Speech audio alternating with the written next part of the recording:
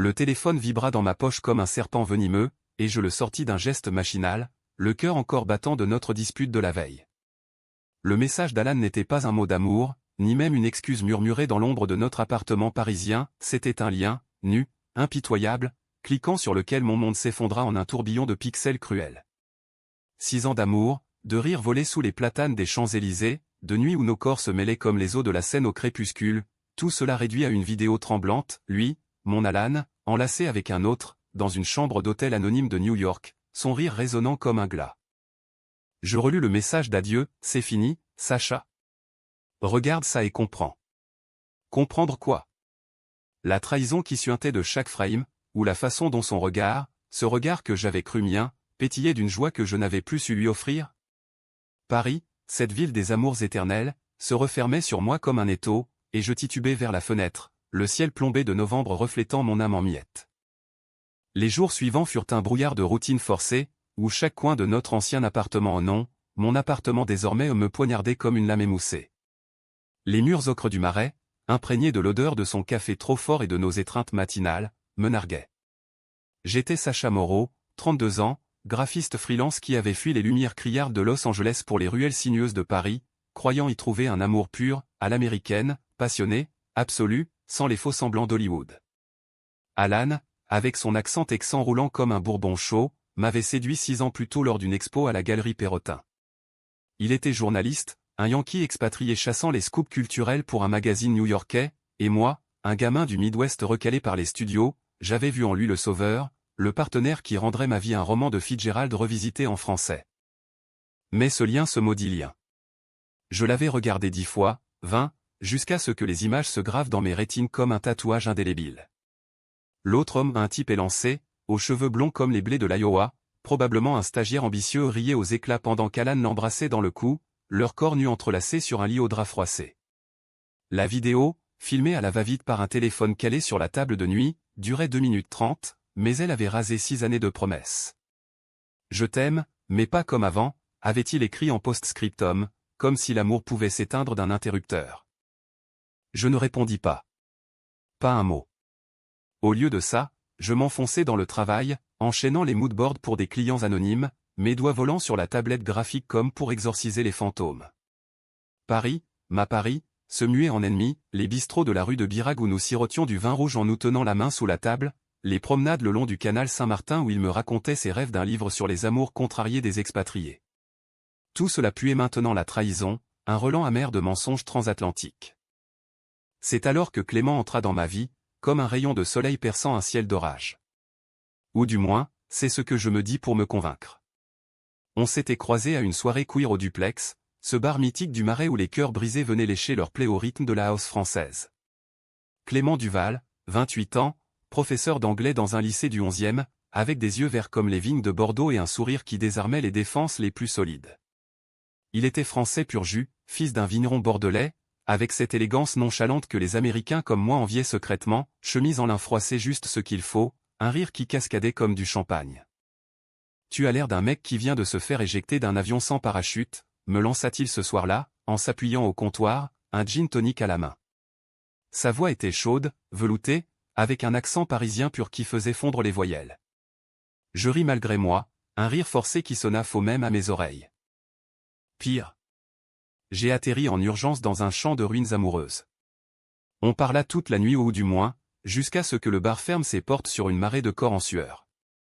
Il m'écouta déverser mon fiel sur Alan, sur ce lien maudit, sans juger, sans interrompre.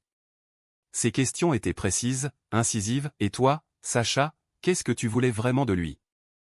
Je balbutiai quelque chose sur l'amour éternel, mais au fond, je savais, j'avais idéalisé, projeté mes fantasmes hollywoodiens sur un homme qui n'était qu'humain, faillible, attiré par la nouveauté comme un papillon par la flamme. Le lendemain, il m'invita à déjeuner au Café de Flore, ce bastion des intellectuels où Sartre avait jadis disséqué l'absurde. Assis à une table en terrasse, sous un ciel enfin bleu, on commanda des croque-monsieur et du café serré. Clément avait cette façon de te regarder, droit dans les yeux, qui te faisait sentir vu, vraiment vu, pas comme un accessoire dans le script de quelqu'un d'autre. Laisse-moi te montrer Paris autrement, proposa-t-il, et je dis oui, parce que refuser aurait été admettre que mon cœur était encore enchaîné à un fantôme texan. On erra ce jour-là comme des flâneurs baudelairiens, du Flore à Saint-Germain-des-Prés, puis vers les quais de la Seine où les bouquinistes déballaient leurs trésors jaunis. Il me raconta son enfance à Bordeaux, les vendanges sous le soleil impitoyable, sa venue à Paris pour fuir un père trop rigide qui ne comprenait pas son homosexualité. J'ai appris à aimer en cachette, Sacha.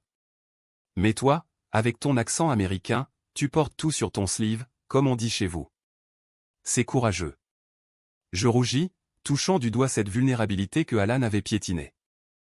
Les semaines filèrent en un tourbillon doux amer. Clément devint mon ancre, dîners improvisés dans son petit studio du Belleville, où il cuisinait des ratatouilles qui sentaient l'été provençal, promenades nocturnes au Père-Lachaise, où on évoquait Oscar Wilde et les amours maudits. Il y avait entre nous une tendresse naissante, un flirt léger comme une brise de printemps, mais je me retenais, hanté par le spectre d'Alan. Chaque fois que Clément effleurait ma main, je revoyais ce lien, cette vidéo qui avait fissuré mon âme. Un soir, après un film au Champeau ou un vieux mélodrame queer de Gus Van Sant, pour coller à mon humeur transatlantique, on s'assit sur un banc près de Notre-Dame.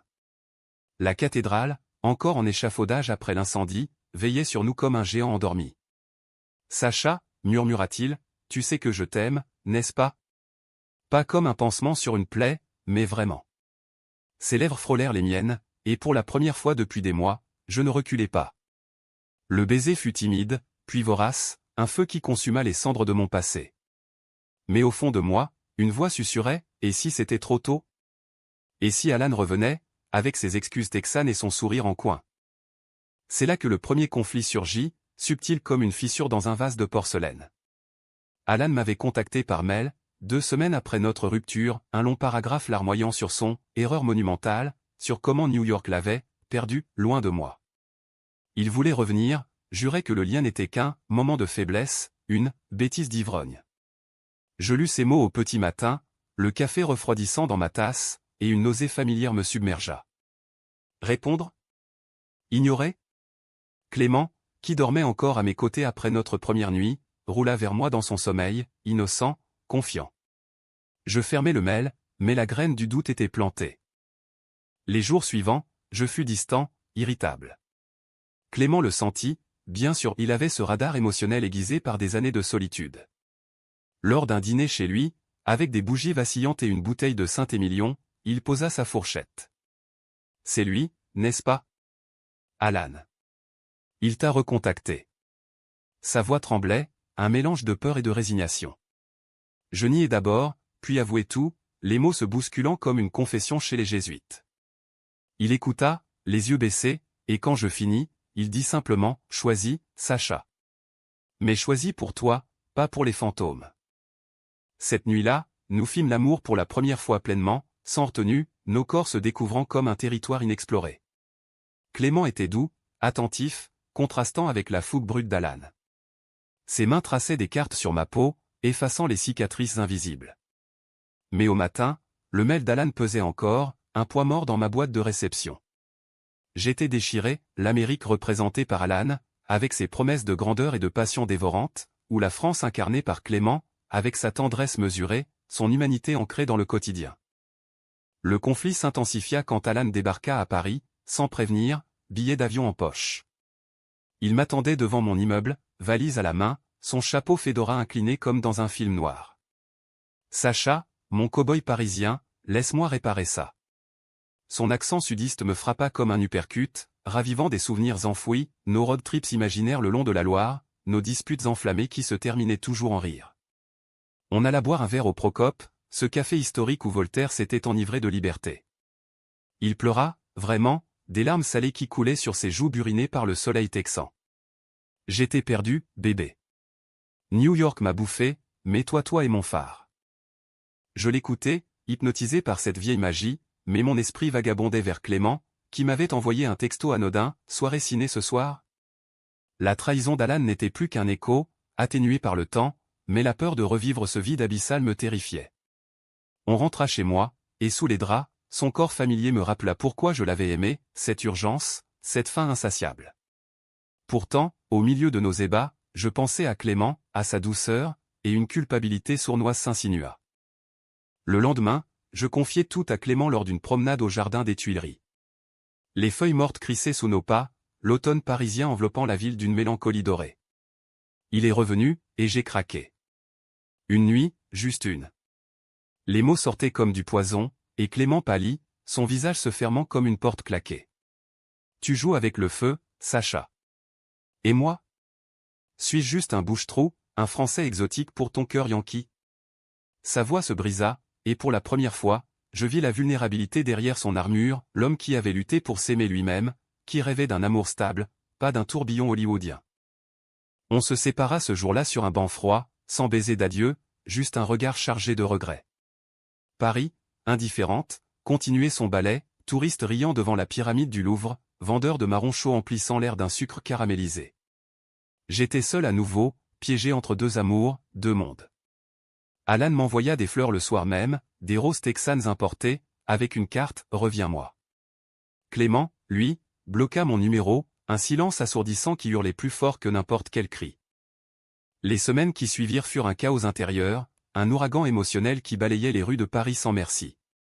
Alan s'installa chez moi comme si les 6 mois d'absence n'avaient été qu'un caprice, reprenant possession de l'appartement avec son désordre charmant, chaussettes jetées sur le dossier du canapé, mug de café abandonné sur la table basse.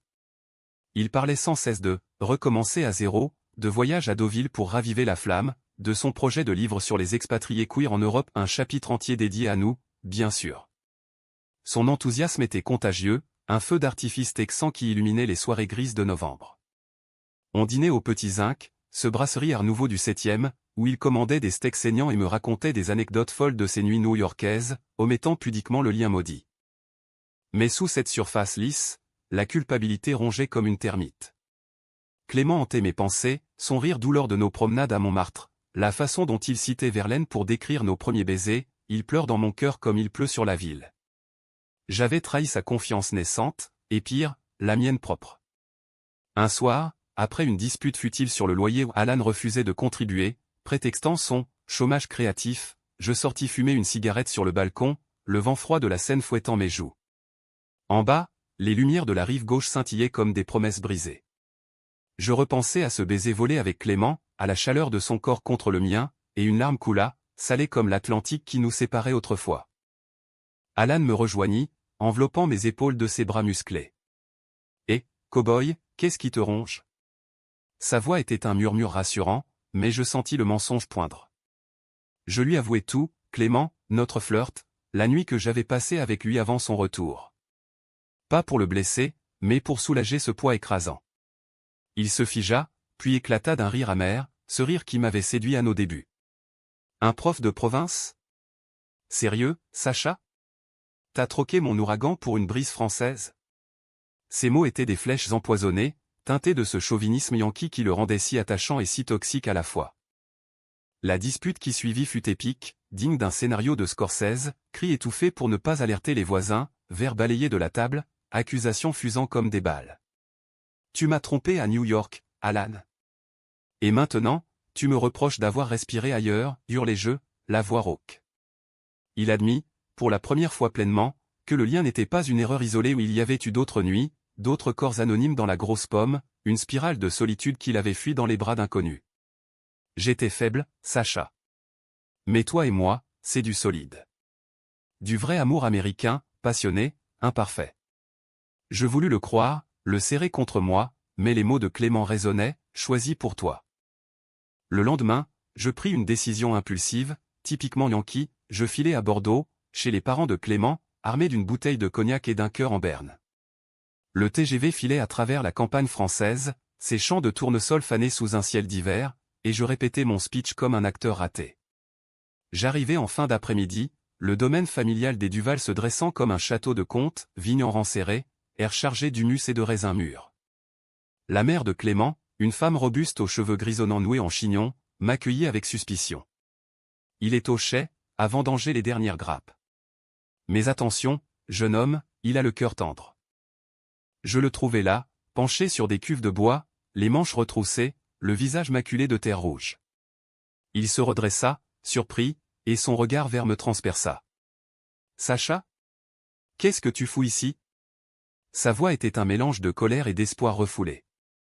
On s'assit sur un banc usé, face aux collines ondulantes, et je déballai tout, le retour d'Alan, la nuit partagée, ma confusion viscérale.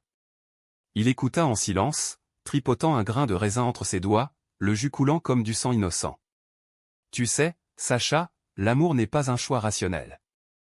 C'est comme le vin, il mûrit, il fermente, parfois il tourne au vinaigre. Mais on ne force pas les cépages.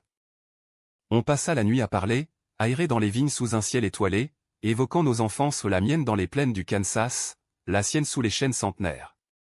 Il y avait une poésie dans cet instant, une humanité brute qui contrastait avec les drames enflammés d'Alan. Au petit matin, on s'embrassa, un baiser chargé de promesses fragiles, et je sus que quelque chose avait basculé. Mais le téléphone vibra, un appel d'Alan, paniqué. « Où es-tu ? J'ai trouvé tes notes sur Clément. C'est fini, hein ?»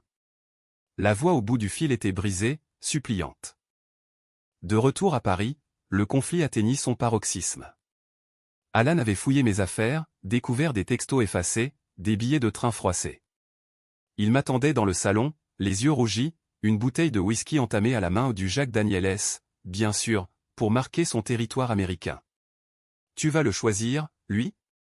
Ce prof de mes deux qui pue le fromage et les regrets ?» Ces mots étaient venimeux, dénudant une jalousie qu'il avait toujours niée. Je ripostai, défendant Clément avec une ferveur nouvelle, lui, au moins, il m'aime sans condition, sans ces jeux de pouvoir que tu adores. La dispute dégénéra en violence verbale, puis physique, pas de coups, mais des objets lancés, un vase brisé qui éclaboussa le tapis perçant d'éclats de porcelaine. Alan hurla, « Tu n'es qu'un rêveur californien qui s'est paumé en Europe. Sans moi, tu serais encore à dessiner des logos pour des pubs ringardes. » Vrai, en partie, il m'avait boosté, connecté à des clients, mais à quel prix ? Son amour était une drogue, addictive et destructrice. Je le mis dehors ce soir-là, valise en main, porte claquant comme un point final. Mais la trahison ne s'arrêta pas là. 2 jours plus tard, Clément m'appela, la voix tremblante, « Sacha, il est venu me voir. À l'école. Il a tout balancé, notre nuit, tes doutes, tout. Il voulait me mettre en garde, soi-disant pour mon bien. » Le choc me frappa comme un mur. Alan, dans un dernier sursaut de possessivité, avait traqué Clément via mes papiers oubliés, débarquant au lycée comme un cow-boy en terrain conquis. Les collègues de Clément, prudes et provinciaux dans l'âme, murmuraient déjà, sa vie privée, si chèrement gardée, était maintenant un feuilleton public. Je courus chez Clément, escaladant les marches de son immeuble du 11e 4 à 4. Il ouvrit la porte, pâle, les yeux gonflés. « Pourquoi, Sacha ? Pourquoi cet homme est-il si toxique ?» On s'effondra sur son lit, et je le serrai contre moi, murmurant des excuses infinies. Cette nuit-là, notre amour se forgea dans l'adversité, tendresse infinie, corps entrelacés comme des vignes s'étreignant contre le vent. Mais au fond, je sentais le poison d'Alan s'infiltrer, semant le doute, étais-je digne d'un amour si pur ? Paris, témoin indifférent, continuait son cours, la Seine gonflée par les pluies d'automne, les feuilles mortes formant un tapis roux sous les arènes de Lutèce. Je décidai de confronter Alan une dernière fois, dans un café neutre du canal Saint-Martin, lieu de nos premiers rendez-vous. Il arriva en retard, l'air défait, son chapeau de travers. « Je l'ai fait pour te protéger, Sacha. Ce gamin n'est pas à la hauteur. » Ces mots étaient un mensonge pathétique, masquant une peur viscérale de l'abandon. On parla des heures, disséquant notre histoire comme des chirurgiens, les bons moments, nos voyages en Toscane, nos nuits à danser au Queen et les mauvais, ces silences lourds, ces infidélités larvées. À la fin, il pleura à nouveau, admettant sa défaite. Pars avec lui. Mais souviens-toi, l'amour américain, c'est la tempête. Le sien sera un lac tranquille. Choisis bien. Il partit pour New York le lendemain, billet one-way, laissant derrière lui un vide que je comblais peu à peu avec Clément. Mais la graine de la trahison avait germé, des nuits où je me réveillais en sueur, hanté par le lien originel, des matins où je fixais mon téléphone, craignant un nouveau message destructeur. L'hiver s'installa sur Paris comme un manteau de velours gris, étouffant les couleurs sous une couche de givre. Noël approchait, avec ses guirlandes criardes sur les Champs-Élysées et ses marchés aux odeurs de vin chaud et de marrons grillés, mais pour moi, la fête sonnait creux. Clément et moi tentions de bâtir quelque chose de solide, brique par brique, dîner chez l'ami Louis, où il me faisait découvrir les secrets des escargots à la bourguignonne, week-end à Chartres, à flâner dans la cathédrale gothique, nos mains enlacées face aux vitraux qui filtraient la lumière en arc-en-ciel. Son amour était un baume, une humanité profonde qui me guérissait des excès d'Alan. Il parlait peu de l'intrusion, mais je voyais les ombres dans ses yeux, les ragots au lycée, les regards en coin des collègues, cette France conservatrice qui tolérait l'amour guettant qu'il restait discret. Pourtant, la romance fleurissait, romantique à la française, lettre manuscrite glissée dans ma poche, mon Sacha, tu es le soleil qui perce mes nuages bordelais, sérénades improvisées à la guitare dans son studio, où il chantait des chansons de Brassens adaptées à notre histoire. On fit notre premier voyage ensemble, à Amsterdam, ville des canaux et des tulipes fanées en hiver. Là, sous un ciel bas et pluvieux, on se promit l'éternité lors d'une croisière nocturne, je t'aime, Clément, pour ta vérité, ta patience. Il rougit, ce Français si réservé, et m'embrassa avec une ferveur qui dissipa les brumes. Mais le passé, tenace comme une ombre chinoise, refit surface au nouvel an. Alan m'envoya un colis depuis New York, un vieux Polaroid de nous deux à la Tour Eiffel, datant de nos débuts, accompagné d'une lettre tapée à la machine, dans son style journalistique incisif. Joyeux Noël, ex-amour. Je ne regrette rien, sauf de ne pas t'avoir aimé assez fort. Trouve ton bonheur. Mais si ça foire avec le vinicole, l'Amérique t'attend. Les mots étaient un poison sucré, ravivant des doutes enfouis. Étais-je vraiment fait pour cette vie mesurée, ce quotidien parisien? Où mon âme yankee réclamait elle encore l'adrénaline, les risques, les passions dévastatrices? Je cachai la lettre à Clément, mais la culpabilité me rongeait. Lors d'une soirée du Nouvel An au Silencio, ce club souterrain où David Lynch aurait pu tourner un film queer, on dansa jusqu'à l'aube, nos corps collés au rythme d'une électro lancinante. Il était magnifique, Clément, en chemise noire ouverte sur son torse pâle, ses cheveux châtains en bataille. Mais au milieu de la foule, je crus apercevoir Alan ou une silhouette familière, chapeau fedora en clin d'œil et mon cœur s'emballa. Hallucination, sans doute, née du whisky trop généreux. Pourtant, à minuit, sous les confettis, quand Clément m'embrassa pour l'an neuf, je sentis une fissure, l'amour était là, profond, mais teinté d'une nostalgie traîtresse. Le vrai eau de la vague ou du raz-de-marée au survint en février, lors de la Fashion Week. J'avais décroché un contrat freelance pour un défilé queer au Palais Royal, moodboards inspirés des amours contrariés de Paris. Alan, flairant l'info via un contact commun, débarqua sans invitation, billet d'Eurostar en poche. Il m'attendait dans les coulisses, costume slim taillé sur mesure, sourire carnassier. Surprise, bébé.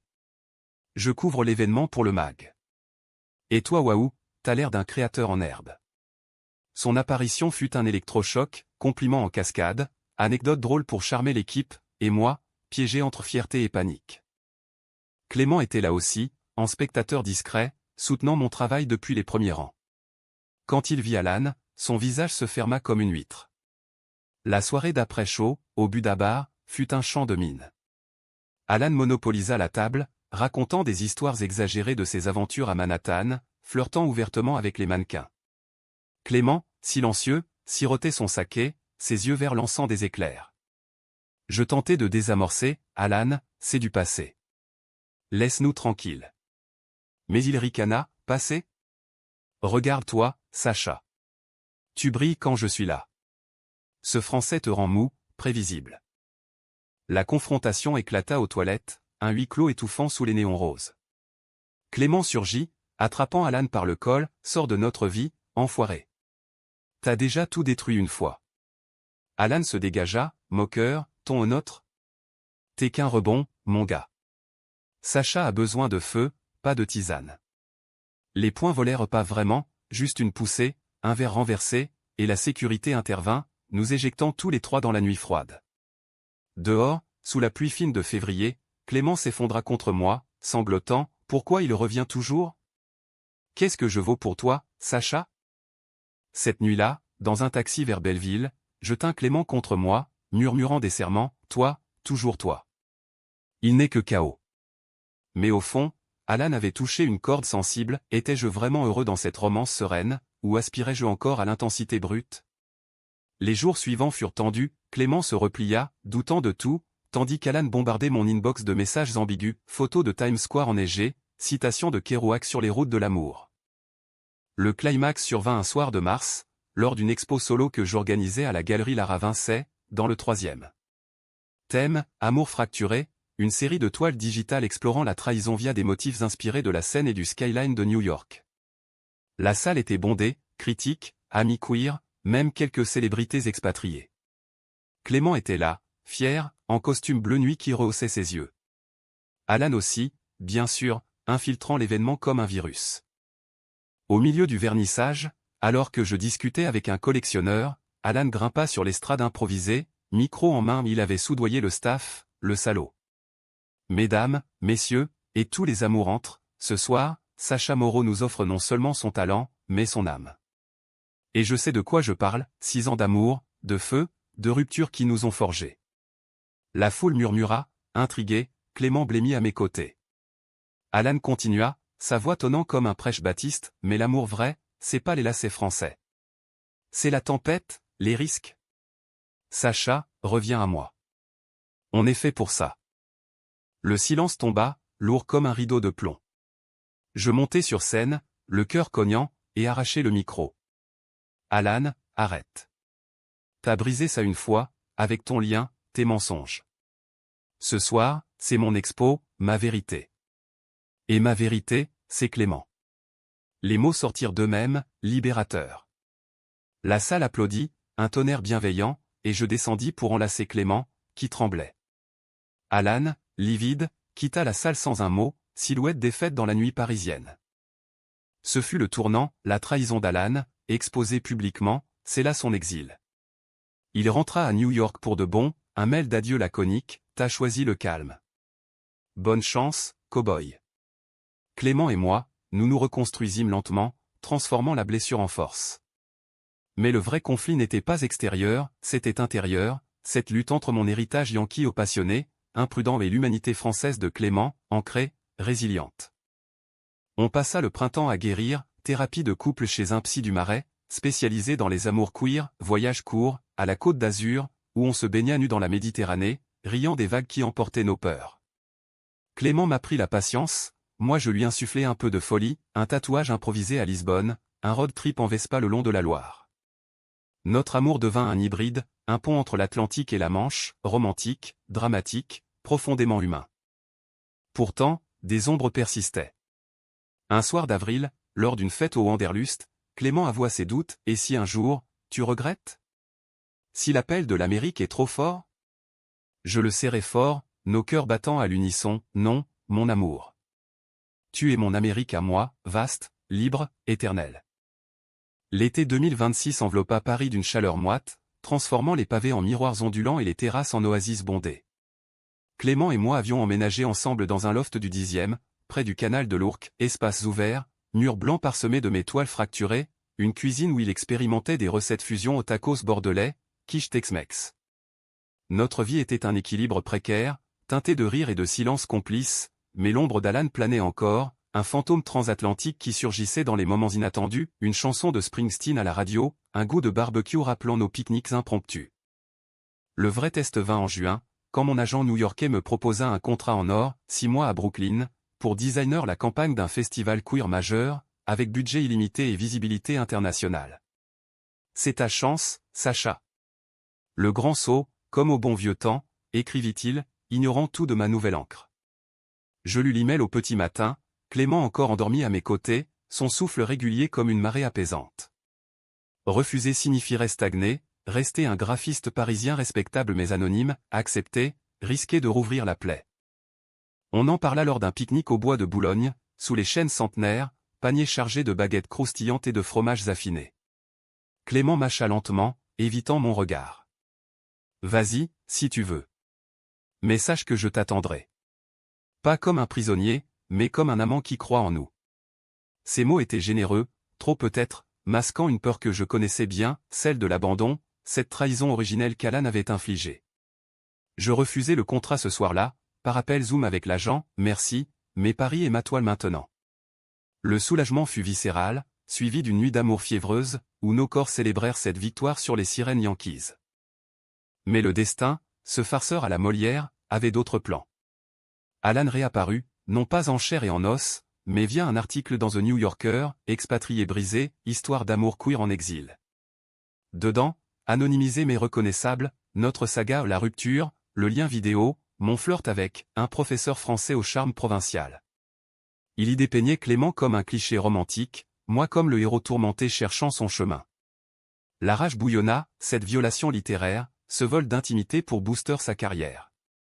Clément, lisant l'article sur son iPad lors d'un brunch au café Charlot, posa la tablette, les lèvres pincées. Il nous utilise encore. Comme des personnages dans son roman personnel. Le conflit intérieur que cela déclencha fut le plus profond, doutais-je de notre amour parce qu'Alan le salissait, ou parce que, au fond, une part de moi aspirait à cette dramaturgie? Clément, sentant la tempête, proposa une pause, prends du temps seul, Sacha. Va voir tes racines, si ça t'appelle. Je partis pour un week-end solitaire à Honfleur, Normandie, où Monet avait capturé les lumières dansantes de l'estuaire. Là, marchant sur les galets humides, face à l'Atlantique déchaîné, je confrontais mes démons, Alan représentait l'excitation, le risque, mais aussi la destruction, Clément, la stabilité, l'amour vrai, mais parfois une routine qui étouffait mon âme artiste. De retour, je trouvais Clément en pleine crise, un collègue homophobe au lycée avait utilisé l'article pour le harceler, insinuant que notre relation n'était qu'un caprice d'expatrié. Les larmes coulaient quand je rentrais, et on s'effondra ensemble sur le sol du loft, un amas de vulnérabilité. J'ai peur, Sacha. Peur que ton monde soit trop grand pour le mien. Sa confession brisa quelque chose en moi, cette barrière entre nos cultures, nos peurs. On pleura, on rit, on fit l'amour sur le tapis persan, transformant la douleur en catharsis. L'été culmina en un voyage à Bordeaux, chez ses parents, pour la vendange. Les vignes s'étendaient à perte de vue, un océan vert sous le soleil impitoyable, et je me mis au travail, mains noircies par le jus, dos courbattu, riant des blagues grivoises des ouvriers. Clément, à mes côtés, rayonnait, regarde-toi, mon Yankee vendangeur. C'était humanisant, ce labeur ancestral, un antidote au glamour factice d'Alan. Lors d'une soirée au domaine, autour d'un feu de camp, son père, cet homme bourru qui avait autrefois renié son fils, leva son verre, à l'amour qui guérit les vignes et les cœurs. Bienvenue, Sacha. Les mots, simples, scellèrent mon allégeance. Pourtant, la trahison finale d'Alan frappa en août, via un appel surprise. Il était à Paris, en escale pour un reportage, et voulait clore le chapitre. On se retrouva au pont des Arts, ce pont maudit des cadenas d'amour, où tant de promesses avaient été scellées et brisées. Le soleil couchant peignait la scène en or, et Alan, vieilli d'une ride au coin des yeux, tendit une enveloppe. Dedans, une clé USB, successeur du lien fatal. Regarde. C'est pour toi. Pour que tu saches. La vidéo était différente, pas de corps nus, mais un montage intime, nos moments volés à Paris, superposés à ses regrets murmurés en voice-over. J'ai tout gâché, Sacha. Parce que j'avais peur d'être aimé vraiment. C'était une confession, une demande de pardon indirecte, mais aussi une manipulation subtile, me rappeler ce que nous avions été. Je serrai la clé dans mon poing, la jette dans la scène d'un geste théâtral. C'est fini, Alan. Vraiment. Va écrire tes tempêtes ailleurs. Les miennes sont calmes, maintenant. Il partit, tête basse, et je rentrai vers Clément, qui m'attendait avec un dîner aux chandelles. Pas de drame, juste une étreinte silencieuse. Mais cette rencontre raviva un dernier conflit, le mien avec moi-même. Étais-je guéri, ou portais-je encore les cicatrices? La réponse vint lors d'une expo collective au Centre Pompidou, où je présentais une nouvelle série, Pont reconstitué, fusion de motifs français et américains, symbolisant l'amour hybride. Les critiques adorèrent, et Clément, fier, m'embrassa devant la foule, c'est nous, ça. Solide, beau. L'automne apporta une douceur nouvelle. On adopta un chat errant, un rouquin nommé Oscar, qui ronronnait sur nos genoux lors des soirées Netflix, des films de Xavier Dolan pour l'émotion crue, des westerns queer pour mon héritage. Les nuits étaient profondes, nos conversations philosophiques, sur l'identité, l'exil, la façon dont l'amour nous rend humains. Clément m'apprit le français des poètes, moi je lui enseignais le slang californien, nos langues se mêlant comme nos corps. Mais un soir de novembre, un an jour pour jour après le lien destructeur, un orage éclata, et avec lui, une révélation. Clément, fouillant une boîte oubliée, trouva la lettre de Noël d'Alan. Il la lut, sans colère, juste une tristesse sereine. « Pourquoi tu l'as gardée ?» demanda-t-il. Je haussai les épaules, pour me rappeler pourquoi je t'ai choisi. On parla toute la nuit, disséquant les peurs résiduelles, et au lever du soleil, on se promit une thérapie continue, un engagement renouvelé. L'hiver revint, plus clément cette fois, saupoudrant Paris d'une neige rare qui transformait les toits en meringues blanches. Noël fut nôtre, un sapin modeste dans le loft, orné de guirlandes DIY et de photos de nos voyages Bordeaux en vendange, Amsterdam sous la pluie. Clément cuisina un dinde farci aux truffes, moi je mixais un eggnog revisité au calvados, et on rit en échangeant des cadeaux, pour lui, un billet pour Ella, un voyage route que j'organiserais, pour moi, un manuscrit relié de ses poèmes, dédié à « Mon soleil yankee ». La vie s'écoula en un rythme harmonieux, teinté de drames mineurs ou une deadline ratée, une grippe saisonnière mais ancrée dans une romance mature. Alan devint une anecdote, un chapitre clos, il publia son livre, Succès modéré, et m'envoya un exemplaire signé, sans amertume. À Sacha, qui m'a appris l'amour vrai. Je le rangeai dans la bibliothèque, près des Baudelaire de Clément, symbole d'une réconciliation personnelle. Le vrai climax émotionnel survint au printemps 2027, lors de notre premier anniversaire officiel. Clément avait tout planifié, un dîner privé au sommet de la Tour Eiffel, privatisé pour l'occasion via un contact au Ritz. La ville s'étalait en contrebas, joyaux scintillants, et sous les étoiles, il s'agenouilla, bague en main à un anneau d'argent gravé de nos initiales entrelacées. Sacha Moreau, veux-tu m'épouser? Pas pour les papiers, pas pour la société, mais pour nous sceller, comme un vin millésimé. Les larmes coulèrent, miennes et siennes, et je dis oui, un oui qui vibra comme un gong dans mon âme. Le mariage fut intime, queer à souhait, une cérémonie laïque au Père-Lachaise, entourée d'amis du Marais et d'expatriés bienveillants. Pas de smoking, juste des chemises en lin et des fleurs sauvages, vœux personnels, évoquant nos luttes, la trahison d'Alan, les doutes culturels transformés en force. Tu m'as appris, Clément, que l'amour n'est pas une conquête américaine, mais une danse française, gracieuse, profonde, éternelle. La fête suivit au duplex, house et champagne jusqu'à l'aube, nos corps dansant comme au premier jour. Mais la vie, dans sa sagesse humaniste, n'épargna pas les épreuves. En été, Clément apprit qu'il avait un cancer, un lymphome précoce, détecté lors d'un check-up banal. Le monde vacilla, rendez-vous à l'hôpital Saint-Louis, chimiothérapie aux effluves aseptisés, nuit où je veillais son sommeil fiévreux. Alan, apprenant la nouvelle via un ami commun, envoya un chèque anonyme pour les soins, un geste de rédemption muet. Clément guérit, lentement, ses boucles repoussant plus folles, et cette épreuve nous lia plus fort, l'amour face à la mort, c'est l'ultime humanité, celle qui transcende les genres, les nations. 2 ans plus tard, on adopta un enfant, un garçon de 5 ans, orphelin d'un couple queer décimé par le sida, prénommé Théo. Élever Théo fut une révélation, ses rires dans le loft, ses questions innocentes sur « Pourquoi papa Sacha parle drôle ?», nos dîners familiaux au bord du canal. Clément devint cet éducateur né, moi l'artiste distrait qui dessinait des monstres gentils pour ses nuits agitées. Paris, notre Paris, se peupla de nouveaux souvenirs, parc du Luxembourg jonché de feuilles, baisers volés sous la pluie, un amour qui s'étendait comme une vigne généreuse. Un soir d'automne, des années après le lien fatidique, on se promena au pont des Arts sans cadenas, juste nos mains liées.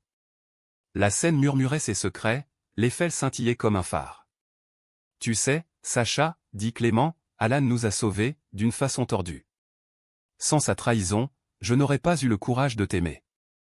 Je ris, serrant sa main, et moi, d'apprendre que l'amour n'est pas une tempête, mais un refuge. Aujourd'hui, en 2030, notre histoire est un roman inachevé, écrit à 4 mains, cas dramatique des débuts, romantique des étreintes, humaniste dans les épreuves. Alan? Un écho lointain, un rappel que les ruptures forgent les unions vraies. Clément, Théo et moi, on vit à Paris, cette ville des amours impossibles, prouvant que le cœur, une fois brisé, se reconstruit plus fort, plus beau. Et si un nouveau lien arrive un jour? On cliquera ensemble, main dans la main, prêts à tout affronter.